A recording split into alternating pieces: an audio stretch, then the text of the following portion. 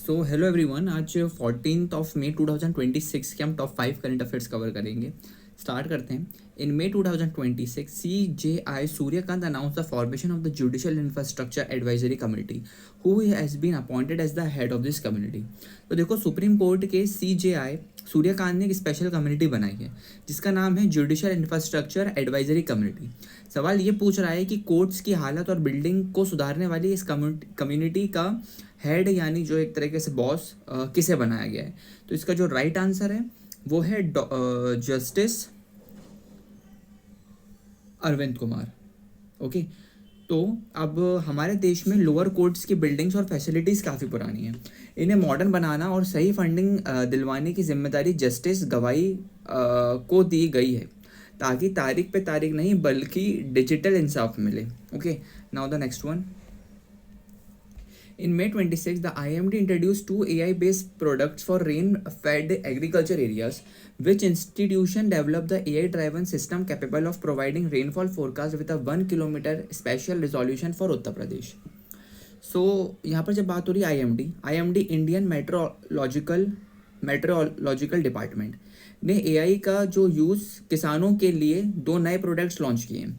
अब सवाल यह है कि कौन सा टॉप इंस्टीट्यूशन है जिसने ऐसे AI सिस्टम बनाए हैं जो यूपी में 1 किलोमीटर तक की बारिश एकदम सटीक मीन्स एक्यूरेट अंदाज़ा दे सकता है। तो इसका आंसर है वो है national centre for medium range weather forecasting NCMRWF।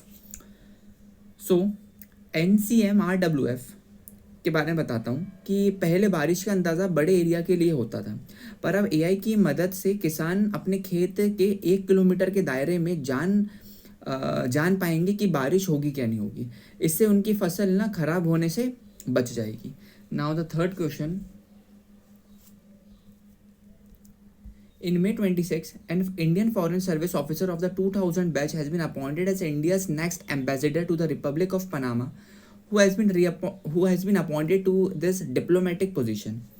So, अब सरकार ने 2000 बैच के एक IFS Indian foreign service officer को रिपब्लिक ऑफ पनामा में इंडिया का नया एम्बेसडर अपॉइंट किया है।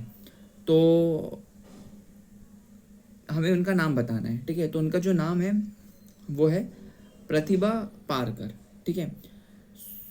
तो इस चीज़ के बारे में आपको और बताता हूँ।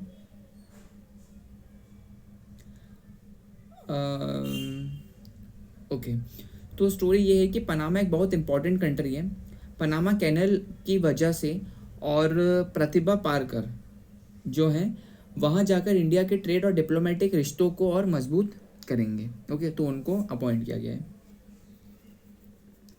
Next question number 4। The Mizoram ginger mission was launched as an convergence based initiative to strengthen ginger cultivation and value chain development in the state. What is the total financial outlay of the mission.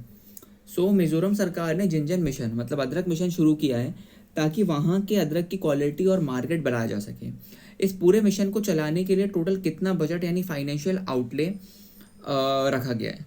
तो उसका जो answer है वो है ₹189.79 करोड़। तो देखो, मिजोरम का अदरक पूरे देश में फेमस है। इस बजट से वहाँ के किसानों को नए सीड्स, मशीन्स और अदरक को बेचने के लिए बड़े मार्केट की सुविधा दी जाएगी ताकि उनकी कमाई डबल हो सके। Okay, now the last one.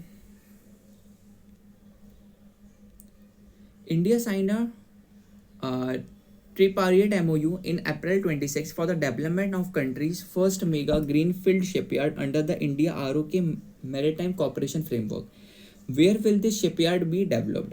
तो इंडिया और ROK means Republic of Korea, south Korea ने मिलकर देश का पहला मेगा ग्रीनफील्ड शिपयार्ड बनाने का फैसला किया है।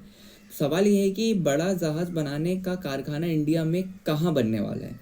तो इसका जो राइट आंसर है वो है थुत्तुकुडी, ठीक है। तो स्टोरी यह है कि इंडिया बड़े बड़े समुद्री जहाज शिप्स खुद बनाना चाहता है। साउथ कोरिया इस मामले में वर्ल्ड लीडर है, तो उनकी हेल्प से थुत्तुकुडी में ये अल्ट्रा मॉडर्न शिपयार्ड बनाया जाएगा जो मेक इन इंडिया को समुद्र में प्रेजेंट कर पाएगा और ले जाएगा। ओके, तो मिलते हैं एक नई वीडियो के साथ। बाकी 5 क्वेश्चन अच्छे से पढ़ा दिए, कुछ डाउट हो तो कमेंट सेक्शन में बताना, जो भी होगा वहाँ भी समझा देंगे। तो मिलते हैं एक नई वीडियो के साथ, तब तक के लिए जय हिंद, जय भारत।